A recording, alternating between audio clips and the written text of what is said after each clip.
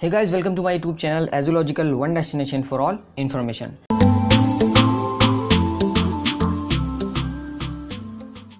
तो गाइज यहाँ पर अब हम शुरू करने वाले हैं part number 2 class 12 history chapter number 7 जिसका नाम है एन इम्पीरियल कैपिटल विजयनगर। जी हाँ, तो अभी तक हमने यहाँ पर दोस्तों जितना भी विजयनगर एम्पायर की बेसिक इन्फॉर्मेशन है वो कवर कर लिया है। जैसे आपका यहाँ पर अगर हम बात करें डायनेस्टीज़ की, किस तरीके से डिक्लाइन हुआ, किस तरीके से फाउंड हुआ और इसका ज़्यादातर आर्किटेक्चर क्या था, ये सारी बेसिक इन्फॉर्मेशन के बारे में हमने बात कर ली है।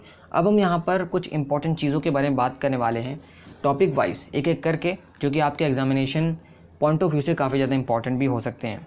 तो यहाँ पे देखिए, सबसे पहले जैसे हमने आपको पिछले वीडियो में बताया था आखिरी में कि यहाँ पर हम कई सारे सिटीज़ के डिज़ाइन के बारे में बात करते हैं, जैसे चंडीगढ़ के बारे में, दिल्ली का जो लुटियंस दिल्ली का इलाका है वहाँ के बारे में। तो इसी तरीके से हम पास्ट में जाके, हिस्ट्री में जाके बात करने वाले हैं यहाँ पर विजयनगर एम्पायर की डिज़ाइन के बारे में और वहाँ के पूरे सिस्टम के बारे में कि किस तरीके से उसका वाटर रिसोर्सेज और फोर्टिफिकेशन और रोड वगैरह बने थे उस टाइम पर।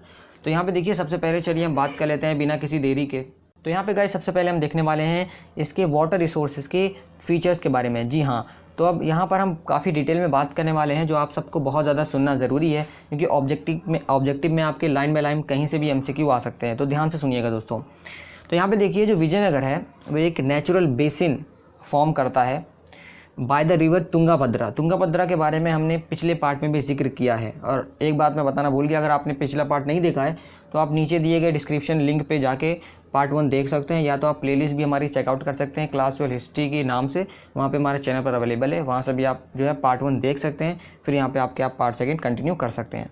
तो यहाँ पे हम बता रहे थे कि विजयनगर जो है ने एक नेचुरल बेसिन फॉर्म किया है by the river Tungabhadra. Tungabhadra river आपको बता दें कि नॉर्थ ईस्टर्नली डायरेक्शन में फ़्लो करती है। तो यहाँ पर इसी कड़ी में हम आपको ये बता दें कि जो यहाँ पे सराउंडिंग लैंडस्केप है वो पूरी तरीके से बहुत एट्रैक्टिव ग्रेनाइट हिल्स से पूरा, वो हम कह सकते हैं इन सर्कल है, यानी घिरा हुआ है। फॉर एग्जांपल जैसे मान लीजिए ये पूरा आपका विजयनगर एम्पायर और यहाँ पे चारों तरफ से इन सर्कल है ना, पूरी ग्रेनाइट हिल्स वगैरह यहाँ पर विजयनगर सिटी के अराउंड जो है पूरा उसने इन सर्कल इसको कर रखा है। कई सारी स्ट्रीम्स यहीं पे जो है रॉकी आउटक्रॉप से फ्लो होती हैं। अब यहाँ पे आउटक्रॉप्स का मतलब आप सब पूछ सकते हैं, तो आउटक्रॉप्स का मतलब होता है part of a rock formation that stick out of the earth. ठीक है गाइस, तो यहाँ पर कई सारी नंबर ऑफ स्ट्रीम जो हैं रॉकी आउटक्रॉप से रिवर तक पहुँचती हैं। यहाँ पर इसी के साथ साथ अगर हम आगे बात करें तो एम्बैक्समेंट्स कई सारे बनाए थे स्ट्रीम्स के साथ साथ। अब यहाँ पे आप में से कुछ लोग बोलेंगे कि ये एम्बैक्समेंट क्या होते हैं सर। देखिए, एम्बैक्समेंट एक तरीके से वाटर को स्टोर करने का मैन मेड एक तरीके से ज़रिया होता है, जहाँ पे बड़े बड़े एम्बैक्समेंट बनाए जाते हैं जो कि मैन मेड होता है या नेचुरल नहीं होता, ताकि वाटर को स्टोर किया जा सके। अब यहाँ पर अलग अलग वेरी साइज़, यानी डिफरेंट साइज़ के हमें देखने को मिले हैं एम्बैक्समेंट रिजर्वायर। सिंस विजयनगर जो है one of the most arid zone है, यानी ड्राई रीजन है पेनिसुला का, तो यहाँ पर कई सारे इन्होंने अरेंजमेंट्स कर रखे हैं ताकि रेन वाटर वगैरह को स्टोर किया जा सके, जो कि सिटी में इस्तेमाल होता है। इसी के साथ साथ अगर हम यहाँ पर बात कर ही रहे हैं रिजर्वायर के बारे में, वाटर को स्टोर करने के लिए विजयनगर ड्राई है, तो यहाँ पर एक बहुत काफ़ी फेमस कमलापुरम टैंक है।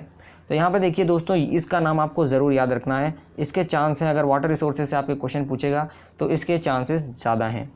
तो गाइस, यहाँ पर कमलापुरम टैंक जो है एक इम्पॉर्टेंट टैंक है, जो कि 15वीं सेंचुरी यानी 15वीं शताब्दी के शुरुआती ईयर्स में बनाया गया था।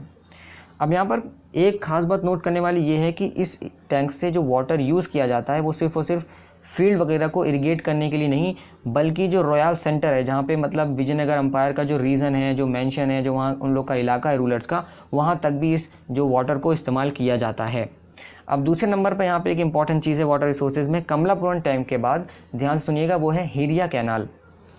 अब यहाँ पर हिरिया कैनाल भी एक one of the most prominent water work है उस टाइम का। अब ये कैनाल क्या काम करता है, तो गाइस यहाँ पर जो कैनाल है इसका जो सोर्स है वो है तुंगभद्रा रिवर। तुंगभद्रा रिवर का एक डैम है, वहाँ से ये जो है अपना पानी लेता है और ये जो है कल्टीवेटेड फील्ड्स जो हैं उनको इरिगेट करता है। और इसी कल्टीवेटेड फील्ड से जो लाइन है सेक्रेड सेंटर की और अर्बन कोर की, वो डिफरेंस करती है। यानी ये मान लीजिए आपका ये हो गया कल्टीवेटेड फील्ड, और इसके बाद से ही यहाँ पे अर्बन कोर का जो इलाका है वो शुरू होता है, और इसी जो स्ट्रीम पूरी आती है यहाँ पर कल्टीवेटेड फील्ड तक, यही पूरा डिफरेंस क्रिएट करती है अर्बन कोर पे और सेक्रेड सेंटर में। तो ये जो कैनाल बनाई गई थी, ऐसा बताया जाता है कि ये अपैरेंटली संगम डायनेस्टी के किसी किंग ने बनवाई होगी।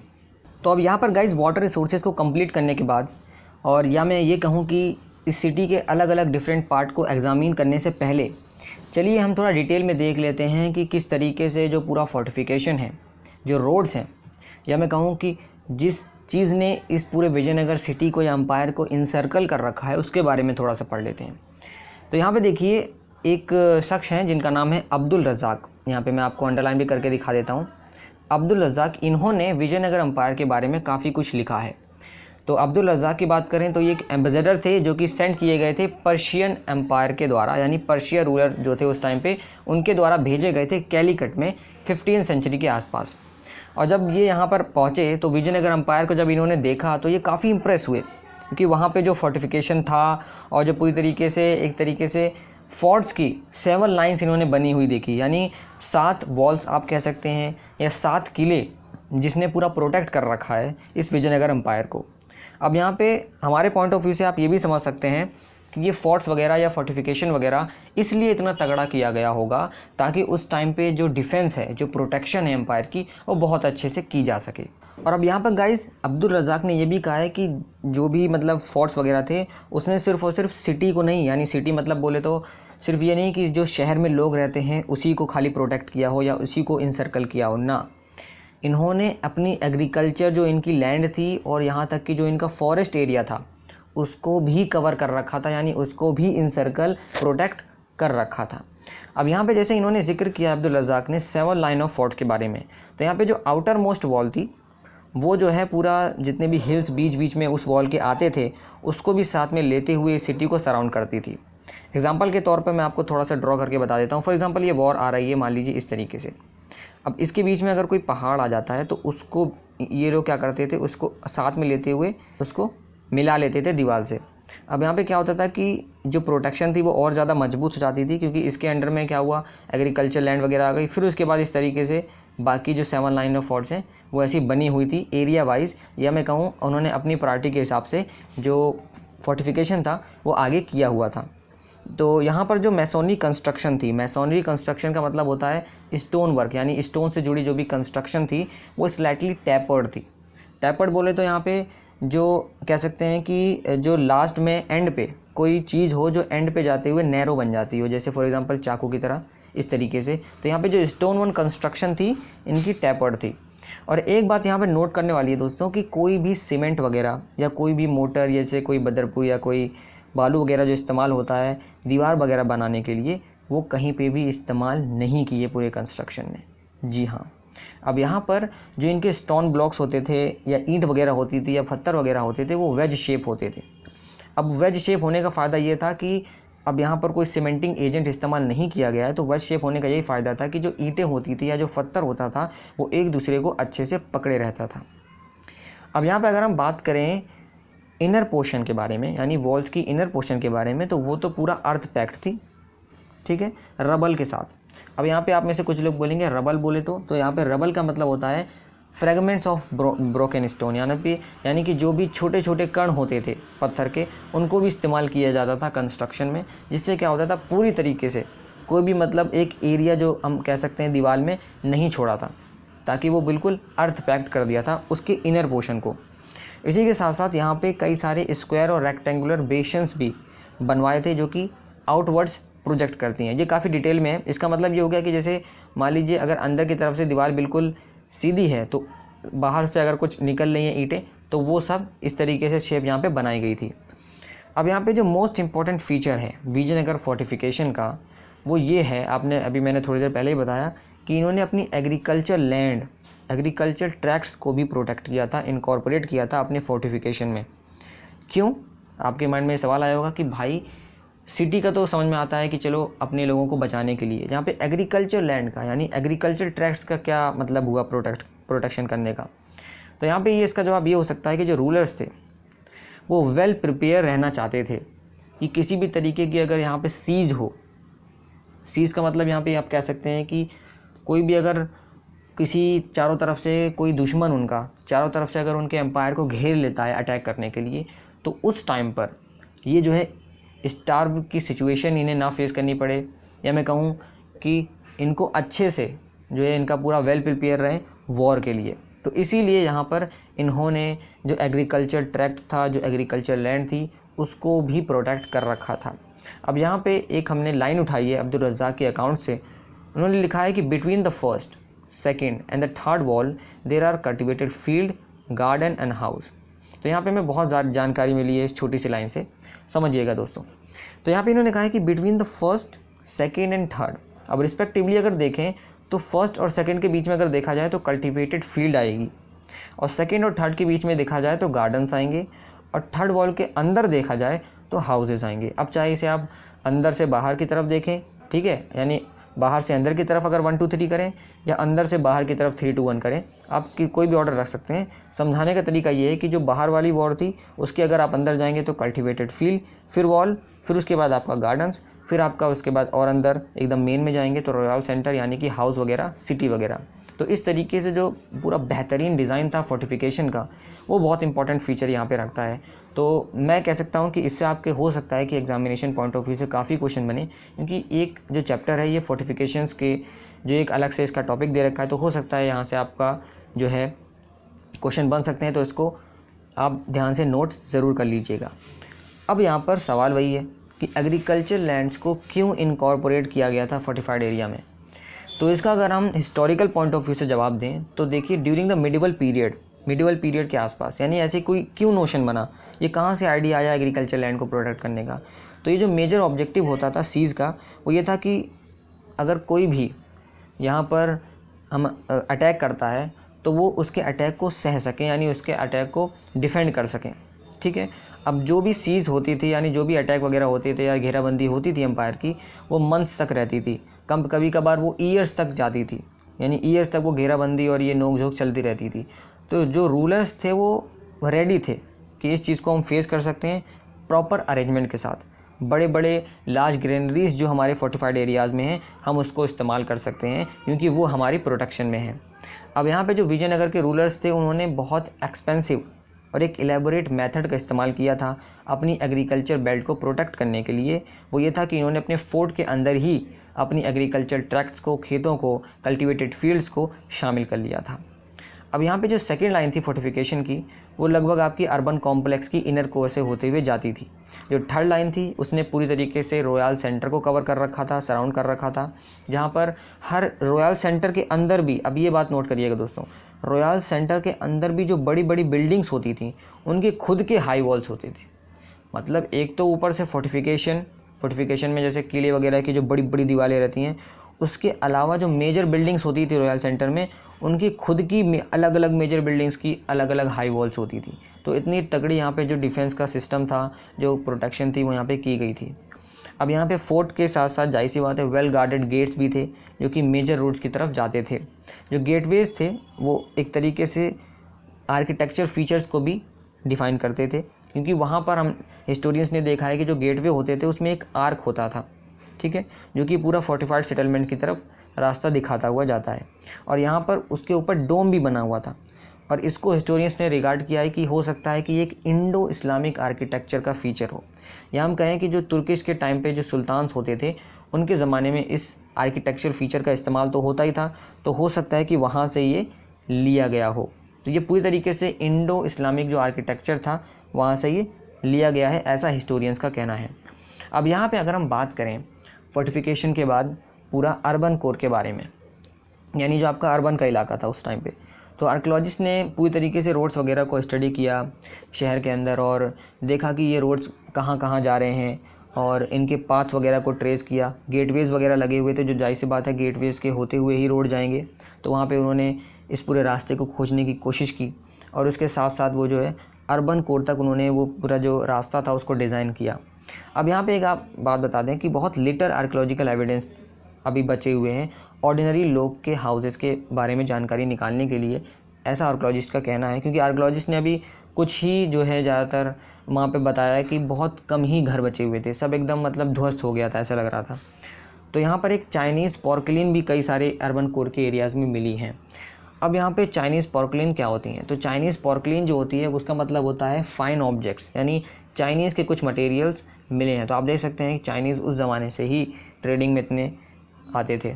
तो यहाँ पे देखिए चाइनीज़ पोर्कलिन भी कई सारी हमें अर्बन कोर के एरियाज़ में मिली हैं और वो ये सजेस्ट करती हैं कि हो सकता है कि जो जिस एरिया में वो मिले हैं ऑब्जेक्ट्स, वहाँ पर रिच ट्रेडर्स यानी बड़े व्यापारी या हम कह सकते हैं अमीर व्यापारी रहते हों। इसी के साथ साथ अर्बन कोर के अंदर ही टॉम्ब्स, मकबरे, मॉस्क्यूज़ यानी मस्जिद भी वहाँ पे मिली है अपने अलग अलग फंक्शंस के साथ। और इसी के साथ साथ जो वहाँ पे जो ऑर्डिनरी लोग रहते थे उनके भी कुछ हिस्से ऑर्डिनरी हाउसेस मिले हैं, लेकिन वो बहुत ही कम हैं। हालांकि इसी टाइम में 16th सेंचुरी में पोर्तुगीज़ ट्रैवल है जिनका नाम है बारबरोस, उन्होंने इन सारे के सारे ऑर्डिनरी पीपल, यहाँ के रहने वाले ऑर्डिनरी लोगों के बारे में और उनके हाउसेस के बारे में लिखा हुआ है। तो गाइस यहाँ पे जो फील्ड सर्वेज हैं वो ये इंडिकेट करते हैं कि वो चाहे कुआं हो, चाहे रेन वाटर टैंक्स हो, चाहे वहाँ पे टेम्पल टैंक्स हो, अलग अलग स्मॉल श्राइन्स की, वो पूरी फैली हुई हैं पूरे अर्बन कोर में। और हो सकता है कि ये सारी की सारी जितने भी वाटर रिसोर्स की चीज़ें जैसे वेल हो गया, रेन वाटर टैंक हो गया, टेम्पल टैंक्स हो गया, ये हो सकता है वहाँ के आम जो लोग होते हों, ऑर्डिनरी ड्वेलर्स होते हों, उनके लिए एक सोर्स ऑफ वाटर के तौर पर काम करता हो। अब चलिए गाइज़ यहाँ पर इसी के बाद बात कर लेते हैं विजयनगर एम्पायर के रॉयल सेंटर के बारे में। तो गाइज़ अगर हम बात करें रॉयल सेंटर की, तो जो रॉयल सेंटर था वो इस एम्पायर के साउथ वेस्टर्न पार्ट में लोकेटेड था। और यहाँ पर ऐसा बताया जाता है कि लगभग 60 टेम्पल्स यानी 60 मंदिरें यहाँ पर इंक्लूड थी इसमें। और क्लियरली जो पैट्रोनेज था टेम्पल्स का, जो कर्ल्स का, वो इम्पॉर्टेंट था रूलर्स के लिए। क्यों? क्योंकि हर रूलर चाहता था कि उसका कोई ना कोई गॉड हो जो जिसका उससे क्लोज एसोसिएशन वो शो कर सके वहाँ के लोगों में। यानी कि उस टाइम पे जो भी रूलर्स होते थे वो चाहते थे कि हमारा क्लोज एसोसिएशन जितना ज़्यादा गॉड से होगा, उतना ज़्यादा जो हमारी प्रजा होगी, जो वहाँ के लोग होंगे, उसका सपोर्ट बेस और मजबूत होगा। ये हर ज़माने के पॉलिटिक्स में रहा है कि हर उस टाइम के जो रूलर्स होते थे वो गॉड के साथ, भगवान के साथ, ईश्वर के साथ अपना क्लोज एसोसिएशन दिखाना चाहते थे, चाहे वो किसी भी आप रीजन्स में इसमें देखेंगे हिस्ट्री में। तो यहाँ पर ये बताया जाता है कि लगभग 30 बिल्डिंग्स भी पैलेसेस के तौर पर आइडेंटिफाई की गई हैं। और यहाँ पर 2 टाइप की बिल्डिंग्स मिली हैं जिनको कैटेगराइज़ किया गया है। पहले देखिए पैलेसेस वगैरह तो मिले ही हैं और बाकी जो चीज़ें वो तो मिली हैं यहाँ पे, लेकिन मेजरली 2 चीज़ मिली हैं। पहली है टेम्पल्स और दूसरी है सेकुलर बिल्डिंग्स। इनको सेकुलर बिल्डिंग्स का नाम दिया गया है। अब यहाँ पर एक डिफरेंस ये है इन दोनों में कि जो टेम्पल्स होती थी वो पूरी मैसोनिक कंस्ट्रक्शन की होती थी, यानी उसमें स्टोन वगैरह का इस्तेमाल किया जाता था, पूरा स्टोन वर्क होता था वो। लेकिन वहीं दूसरी तरफ जो मटेरियल यूज़ किया गया था सेकुलर बिल्डिंग्स में, वो पेरिशेबल होता था, यानी वो टेम्परेरी मटेरियल्स होता था, ज़्यादा मजबूत नहीं होता था। पेरिशेबल मतलब जो जल्दी ख़राब हो जाता था। तो यहाँ पर मटेरियल का डिफरेंस टेम्पल्स और सेकुलर बिल्डिंग में देखने को मिला है दोस्तों। तो ये थी कुछ छोटी सी जानकारी रॉयल सेंटर के बारे में। अब इसके रॉयल सेंटर के अंदर ही एक और चीज़ यहाँ पे नोट करने वाली है, काफ़ी इंपॉर्टेंट है, वो है महानवमी दिब्बा। क्या है? महानवमी दिब्बा, जी हाँ। अब यहाँ पर based on the form of building और उनके फंक्शन के हिसाब से कई सारे स्ट्रक्चर हैं जिनको कुछ नाम दिया गया है। जैसे कि किंग्स पैलेस, जो कि बहुत लार्जेस्ट था, जिसे एक बहुत लार्जेस्ट पैलेस माना जाता था, लेकिन हालांकि वो कोई रॉयल रेजिडेंस नहीं था। अब किंग्स पैलेस में 2 प्लेटफॉर्म थे। जो पहला प्लेटफॉर्म था गाइस, यहाँ पर ध्यान से देखिएगा, जो पहला प्लेटफॉर्म था वो था ऑडियंस हॉल, और जो दूसरा था वो था द महानवमी दिब्बा। ठीक है गाइस। अब अगर हम बात करें ऑडियंस हॉल की, तो ऑडियंस हॉल जो था एक हाई प्लेटफॉर्म था जिसमें ज़्यादातर वुडन पिलर्स का इस्तेमाल किया गया था क्लोज और रेगुलर इंटरवल्स में। इसके बाद यहाँ पर एक दूसरी इसके ऊपर भी मंजिल थी जिसमें स्टेयर केस का एविडेंस मिला है, जो कि 2nd फ्लोर तक जाती थी। जो ये पूरा दूसरी मंजिल थी वो इसी वुडन पिलर्स के ऊपर टिकी हुई थी। और महानवमी डिब्बा एक मैसिव प्लेटफॉर्म था गाइस। इसमें लगभग अगर हम आपको बताएं तो यहाँ पे ऐसा बताया जाता है कि जो इसका पूरा एरिया होता था ऑडियंस हॉल का, ये 11,000 स्क्वायर फीट का होता था। और इसकी जो हाइट होती थी वो होती थी 40 फीट। और यहाँ पे ये भी एविडेंस है कि ये पूरी तरीके से इसमें ज़्यादातर वुडन का स्ट्रक्चर का इस्तेमाल किया गया, यानी पूरी तरीके से एक वुडन स्ट्रक्चर है। और जो इसका जो पूरा बेस है प्लेटफॉर्म का, इसको रिलीफ कार्विंग से कवर किया गया है। अब यहाँ पर गाइस, जैसे कि हम ज़्यादातर स्ट्रक्चर्स वगैरह की बात कर रहे हैं, तो यहाँ पे आपको बताते चलें कि ये सारे स्ट्रक्चर्स कहीं ना कहीं महानवमी से जो है थोड़ा कनेक्टेड हैं। महानवमी आपने सुना होगा, इससे पहले भी फेस्टिवल का नाम भी है। इसको लिटरली कहा जाता है द ग्रेट 9th डे, जो कि हिंदू फेस्टिवल में ऑटम के मंथ में सितंबर अक्टूबर के बीच में दशहरे के आसपास, जिसे कहा जाता है दशहरा भी, उसी के आसपास यहाँ पे ये महानवमी का त्यौहार मनाया जाता है। तो महानवमी दिब्बा इसीलिए इसका नाम भी दिया गया है, ठीक है। तो इससे जो इनके स्ट्रक्चर थे उससे कई सारे रिचुअल्स जुड़े हुए थे। तो यहाँ पर अगर हम बात करें तो जो महानवमी फेस्टिवल था उसका भी एक अलग ही अपना सिग्निफिकेंस था विजयनगर एम्पायर में। तो देखिए, जो सबसे ज़्यादा एंथुजियाज्म के साथ यानी जोश के साथ जो फेस्टिवल मनाया जाता था विजयनगर एम्पायर में, वो था महानवमी फेस्टिवल। जैसा कि मैंने आपको बताया कि महानवमी फेस्टिवल का मतलब लिटरल होता है ग्रेट नाइन्थ डे। ये एक 10 डे हिंदू फेस्टिवल होता है during the month of September and October, autumns के टाइम पे, जिसको हम वेरियसली दशहरा भी बोलते हैं नॉर्दर्न इंडिया में, बंगाल में बोलते हैं दुर्गा पूजा, और नवरात्रि या महानवमी बोलते हैं पेनिसुलर इंडियन में। विजयनगर किंग्स जो थे वो अपनी अपनी प्रेस्टाइज, अपनी अपनी पावर दिखाते थे इस ओकेशन पर, ठीक है गाइस। और इसी के साथ साथ जितने भी सेरेमनीज़ वगैरह परफॉर्म की जाती थी, जैसे कि इसमें इंक्लूडेड थे कि इमेज वगैरह की, मूर्ति वगैरह की वर्शिप करना, जो भी इस टाइम के स्टेट हॉर्स होते थे उसकी वर्शिप करना, उसको पूजना। और साथ साथ में तीसरी चीज़ ये थी कि यहाँ पे जो बुफेलोज होती थी, जो बाकी एनिमल्स होती थी, उनकी कुर्बानी देना, उनकी सेक्रीफाइस देना, ये भी सब सेरेमनीज़ में, सब रिचुअल्स में शामिल था। इसी के साथ साथ जो वहाँ के लोग थे वो क्या एक्टिविटीज़ करते थे इस मौके पर, तो वो लोग डांस वगैरह करते थे, रेसलिंग मैचेस होते थे, एक तरीके से एक प्रोसेशन होता था एकदम लाइन वाइज, जैसे मार्च आप कह सकते हैं, आज के समय में मार्च होता है, उसी तरीके से सब लाइन में एक तरीके से चलते थे डेकोरेटली, और वहाँ पर प्रोसेशन होता था। एलिफेंट्स, चैरियट्स, सोल्जर, सब जो है अपने अपने रिचुअल जो है रिप्रेजेंटेशन दिखाते थे, प्रेजेंट करते थे उसको किंग के सामने और गेस्ट के सामने। और ज़्यादातर जो ये परफॉर्मेंस होती थी, जो मेन काम होते थे, एक्टिविटीज़ होती थी, ये ज़्यादातर चीफ नायक और सबऑर्डिनेट किंग जो होते थे वो ये सब जो है ओकेशन वगैरह में मार्क करते थे, यानी उसकी शुरुआत करते थे किसी भी सेरेमनी की। तो जितनी भी सेरेमनीज़ थी उसका कहीं ना कहीं कुछ ना कुछ सिंबॉलिक मीनिंग रहा होगा। और यहाँ पर अगर हम बात करें फेस्टिवल के लास्ट डे की, तो लास्ट डे के फेस्टिवल में जो किंग्स होते थे, जो राजा होता था, वो जो आर्मी को इंस्पेक्ट करता था, यानी उनकी निरीक्षण करता था, उनकी जांच करता था।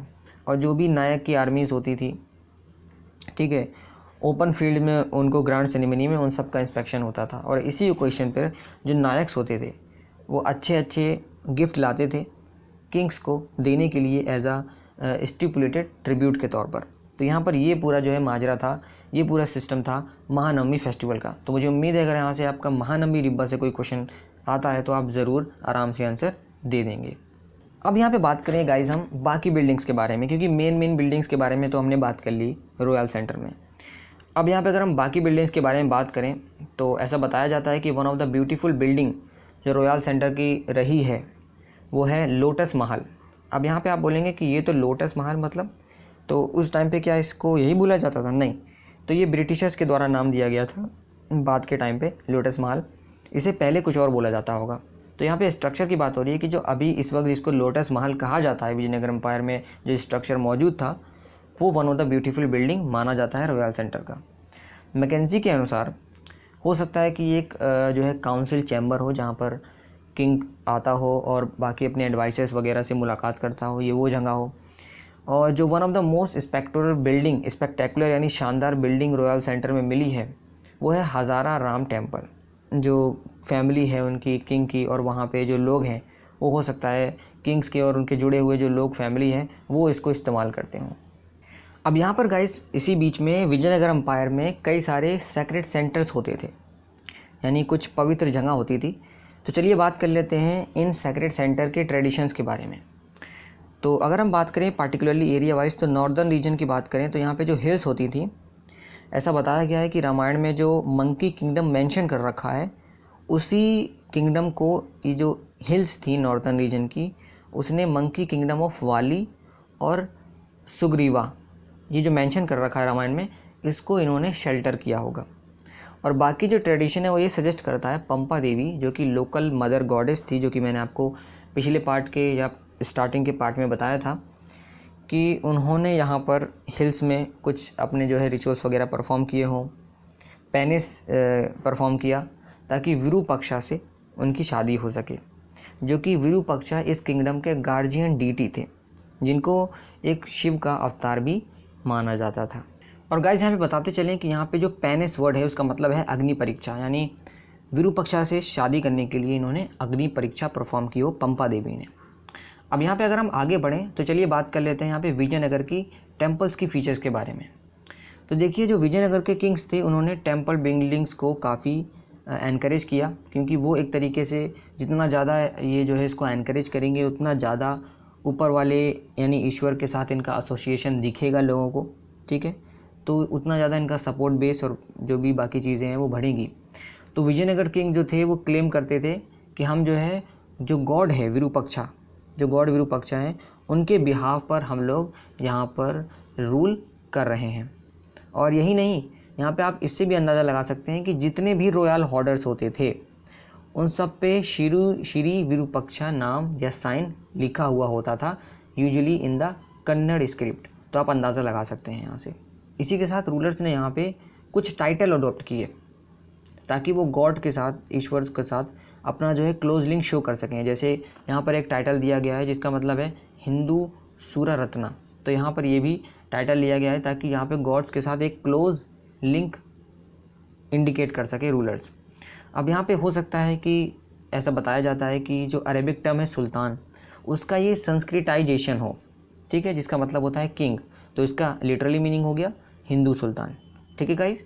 अब इसी के साथ साथ यहाँ पर विजयनगर किंग्स जो थे वो टेम्पल्स वगैरह को ग्रांट्स भी देते थे, और धीरे धीरे क्या हुआ, जो टेम्पल्स थी वो एक तरीके से सेंटर ऑफ सोशल और कल्चरल एक्टिविटीज़ के तौर पर उभरना शुरू हुई। और जो किंग्स वगैरह थे वो यहाँ पे विजिट करते थे काफ़ी इंपॉर्टेंट ओकेशन पर, और यहाँ पर जो उस एरिया के नायक होते थे वो किंग्स के साथ यहाँ पर उनको कंपनी देते थे। इसी पीरियड में कई सारे न्यू फीचर्स जो है हमें टेम्पल आर्किटेक्चर में देखने को मिले, जिसमें जैसे कि जो बड़े बड़े साइज़ के जो स्ट्रक्चर होते थे वो हो सकता है इम्पीरियल अथॉरिटी को शो करने के लिए बनाए गए हों।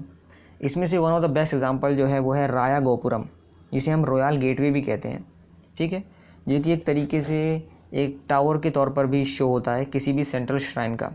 अब ये जो गोपुरम होते थे ये सिग्नल जो है देते हैं किस चीज़ की, टेम्पल से ग्रेट डिस्टेंस की।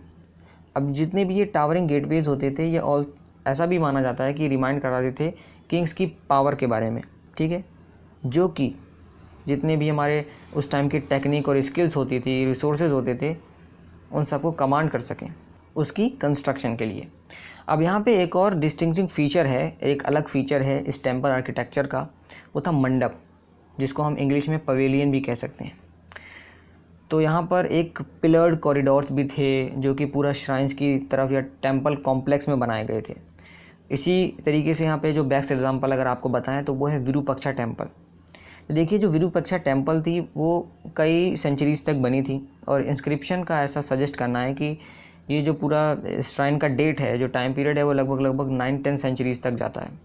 और इसकी कोरोनेशन के ओकेशन में जो राजा थे, रूलर थे, कृष्णदेव राया, उन्होंने एक बहुत बड़ा हॉल बनाया था इस मेन श्राइन के सामने, और उस हॉल में बहुत मतलब काव पिलर्स बनाए गए थे, बहुत स्पेक्टेकुलर शानदार पिलर्स वगैरह बनाए गए थे, और जो ईस्टर्न गोपुरम था वो भी कृष्णदेव राया के द्वारा बनाया गया था। तो ये सारी चीज़ें आपको याद रखनी है कि एक चीज़, ये छोटी छोटी चीज़, जैसे किसने क्या बनाया और कौन से टाइम पे किस तरीके से कौन सा आर्किटेक्चर कहाँ से लिया गया, कौन सा फीचर्स कहाँ से लिया गया, ये सारी चीज़ें, छोटी छोटी चीज़ें आपको ऑब्जेक्टिव क्वेश्चन में बहुत ज़्यादा मदद करने वाली हैं। अब गाइज़ यहाँ पर जैसे कि आपने देखा कि अभी कृष्णदेव राय ने एक अच्छा खासा बड़ा सा हॉल बनवाया विरूपक्षा टेम्पल के सामने, और इसी तरीके से बाकी रूलर्स ने भी हॉल्स वगैरह बनवाए। तो यहाँ पे हॉल्स की इंपॉर्टेंस क्या थी टेम्पल में, तो देखिए यहाँ पे हॉल्स की जो इम्पॉर्टेंस थी वो ये थी कि ये वैरायटी ऑफ पर्पसेस के लिए इस्तेमाल किया जाता था। इनके कई सारी जो स्पेस थी हॉल में, उसको कभी कभार जो है अलग अलग जो इमेज होती थी गॉड्स की, वहाँ पे उसको रखा जाता था ताकि कोई भी स्पेशल प्रोग्राम जैसे म्यूज़िक, डांस, ड्रामा वो सब परफॉर्म किया जा सके।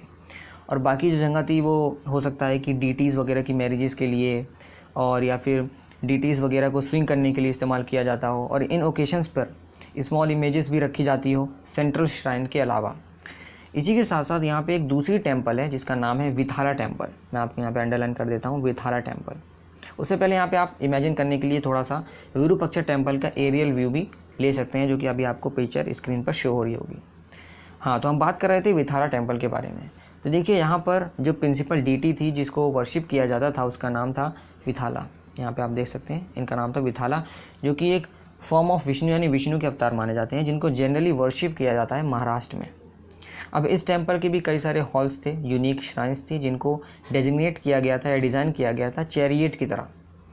अब इसका जो एक कैरेक्टरिस्टिक फीचर था इस टेम्पल कॉम्प्लेक्स का, वो ये था कि यहाँ पे कई सारी चैरियट स्ट्रीट्स बनाई गई थी, जो कि पूरा टेम्पल से लेकर गोपुरम तक निकला हुआ था एक स्ट्रेट लाइन में। और ये जो स्ट्रीट्स बनाई गई थी ये स्टोन लैब्स के साथ और एक तरीके से पिलर्ड पवेलियन के साथ बनाई गई थी, जहाँ पे बीच बीच में जो मर्चेंट्स हैं वो अपने शॉप्स जो है इस्टेब्लिश कर सकें या अपनी शॉप जो है चला सकें। आज के समय में भी अगर आप कहीं जाते होंगे सेंट्रल श्राइन वगैरह में या किसी भी श्राइन के आसपास, रिलीजियस श्राइन के आसपास, तो वहाँ पे देखते होंगे कि किनारे किनारे छोटी छोटी शॉप बनी हुई हैं, जो उसी मतलब जो भी रिचुअल परफॉर्म किए जाते हैं वो वही सामान बेचते थे। और आज भी ऐसा कुछ आपको थोड़ा बहुत आप इससे रिलेट कर सकते हैं, देखने को मिल जाता है। अब यहाँ पर गाइस चलिए थोड़ा प्रेजेंट में आ जाते हैं और प्रेजेंट में बात करते हैं कि यहाँ पर जो विजयनगर अम्पायर का जो पूरा रीजन था, या मैं कहूँ जो पूरा हम्पी रीजन था, इसकी मैपिंग किस तरीके से की गई होगी, इसको किस तरीके से सर्वे इसका किया गया होगा। देखिए जो पहला स्टेप था यहाँ पे गाइस, वो ये था कि पूरे एरिया को 25-25 स्क्वायर के उसमें डिवाइड किया जाए, ठीक है। फिर उसके बाद उस एरिया को अलग अलग नाम दिया जाए, जैसे कोई भी लेटर का ए से लेकर जेड तक कोई भी लेटर उसको नाम दिया जाए। आप भी यहाँ पे मैं पिक्चर शो कर रहा हूँ, स्क्रीन पे आपके आ रही होगी, आप भी मुआयना कर सकते हैं और इमेजिन कर सकते हैं मैं समझाने की क्या कोशिश कर रहा हूँ। तो इसको इसी तरीके से 25-25 स्क्वायर के उसमें बांट दिया और फिर इसमें हर एक एरिए पे अलग अलग लेटर का नाम दे दिया। फिर उसके बाद क्या हुआ कि जो स्मॉल स्क्वायर्स बने उसके अंदर और ज़्यादा उसको सब डिवाइड किया गया, यानी उसके अंदर और स्मॉल स्क्वायर्स बनाए गए। और फिर उसके बाद जो बाकी दूसरे करने के बाद स्मॉल स्क्वायर बने, फिर उसका भी और ज़्यादा स्मॉल स्क्वायर बनाया गया, यानी स्क्वायर बनाया सबसे बड़ा 25-25 करके, फिर उसका स्क्वायर बनाया गया और स्मॉल, फिर जो सबसे स्मॉल बना उसका भी और ज़्यादा स्मॉल स्क्वायर बनाया गया। और इस तरीके से बिल्कुल स्मॉलर यूनिट्स तक, जब तक वो डिवाइड हो सका तब तक उसका स्मॉल यूनिट बनाया गया। अब इससे फ़ायदा क्या हुआ कि हर एक यूनिट का वो अच्छे से डिटेल सर्वे करते। हाँ, हम कह सकते हैं कि यह काफ़ी मुश्किल रहा होगा, लेकिन यहाँ पे एक डिटेल सर्वे भी निकल कर आया। और इससे क्या हुआ कि थाउजेंड ऑफ स्ट्रक्चर्स, जो कि हो सकता है कि तहस नहस हो गए हों, उनके बहुत सारे एविडेंस भी देखने को मिले। छोटी छोटी श्राइन्स हो गई या रेसिडेंस हो गई या एलेबोरेट टेम्पल्स हो गई, उनसे भी बहुत अच्छी खासी हमें जो है इन्फॉर्मेशन प्राप्त हुई है। तो हम कह सकते हैं कि ये पूरा सिस्टम था हम्पी का, यहाँ पे इसको मैपिंग किया गया और इसका सर्वे किया गया। और मैं दोबारा आपसे क्वेश्चन पूछना चाहता हूँ कि आप लोग कमेंट बताइए, who was the first surveyor general of India. देखते हैं किस किस को याद है। अगला यहाँ पे अगर हम बात करें बिल्डिंग्स के बारे में कि बिल्डिंग्स ने किस तरीके से मदद की हमारी, देखिए बिल्डिंग्स ने काफ़ी यूज़फुल इन्फॉर्मेशन हमें दी है पास्ट को समझने के लिए, ये तो सबको पता है। क्योंकि बिल्डिंग जो है हमें बताते हैं कि किस तरीके से उस टाइम पे स्पेस वगैरह को ऑर्गेनाइज़ किया गया, उनको इस्तेमाल किया गया और किस तरीके से इसको बनाया गया और कौन कौन से मटेरियल और टेक्निक का इस्तेमाल यहाँ पे किया गया होगा। और बड़ी मज़े की बात तो ये है कि फोर्टिफिकेशन से हम उसको स्टडी करके ये भी पता लगा सकते हैं कि उस टाइम की जो डिफेंस रिक्वायरमेंट रही होगी, मिलिट्री प्रिपेयर्डनेस रही होगी सिटी की, वो फोर्टिफिकेशन से पढ़ के आसानी से पता लगाया जा सकता है। बिल्डिंग जो है वो हमें ये भी बताती है कि उस टाइम के जो आइडियाज़ थे या कल्चरल इन्फ्लुएंस था वो किस हद तक था, अगर हम उसको बाकी प्लेसेस से, बाकी जगहों से कंपेयर करें। और जितने भी उस टाइम के जो पैट्रॉन्स होते थे, यानी जो बिल्डिंग्स वगैरह की डिज़ाइन वगैरह बनाते थे, ये भी पता चलता है कि उनके आइडियाज़ क्या थे और वो क्या प्रोजेक्ट करना चाहते थे। अगर आप कहीं पे भी किसी भी हिस्टोरिकल प्लेस में जाएंगे जहाँ पर फोर्टिफिकेशन हो, जहाँ पर कोई बिल्डिंग हो, तो आप देखेंगे उसमें अलग अलग डिज़ाइन बनी होगी। और आपने ये भी देखा होगा कि हिस्टोरियंस उसको कितनी अच्छे से उसका रिसर्च करते हैं। तो यहाँ पे कहने का मतलब ये है कि जो पैट्रॉन्स होते थे वो भी कुछ ना कुछ प्रोजेक्ट करना चाहते थे। तो ये भी एक बहुत बड़ी इन्फॉर्मेशन दे के जाती है हम सबको। अब यहाँ पे यही नहीं, कई सारे ट्रैवलर्स ने विजयनगर अम्पायर को अपने टाइम पर विज़िट किया था। इसमें से जैसे हमने बीच बीच में आपको बताया गया कि उन्होंने अपने ट्रैवल अकाउंट्स भी बनाए थे, जैसे जो भी उन्होंने सफ़र किया उसके बारे में इन्होंने इन्फॉर्मेशन लिखी। अगर हम बात करें तो आपके कुछ जैसे इटालियन ट्रेडर थे जिनका नाम था निकोलो डी कॉन्टी। फिर उसके बाद जैसे हमने आपको बताया कि एक एम्बेसडर थे जिनका नाम था अब्दुल रज़ाक। अब अब्दुल रज़ाक जिनको पर्शिया के रूलर के द्वारा भेजा गया था।